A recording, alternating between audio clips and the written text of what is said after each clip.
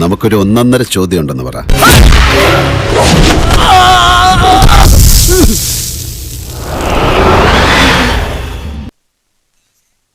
പ്രകാശേ, ദേ ആരാ വന്നിരിക്കണേന്ന് നോക്കിയേ.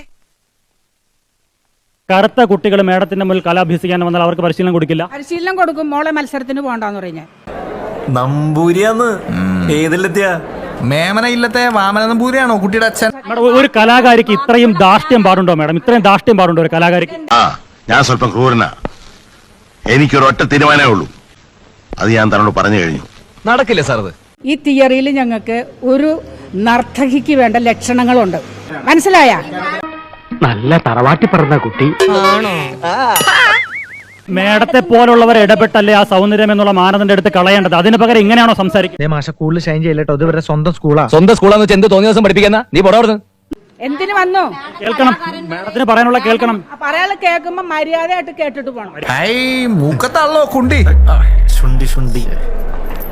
റിപ്പോർട്ടറെ ഞാൻ ഇതിനകത്ത് കയറ്റൂലെന്ന് ഞാൻ ശബ്ദം ചെയ്തിട്ടുള്ള ഒരാളാണ്. മനസ്സിലായില്ല? നിങ്ങൾ എന്തിനാ വന്നേ? ഞാൻ വരണ്ടെന്ന് പറഞ്ഞില്ല. ഇനി ഒരിക്കലും ഞാൻ ഇവിടെ വരില്ല. രാമേട്ടനെ കാണുകയില്ല, മിണ്ടില്ല. ഓക്കേ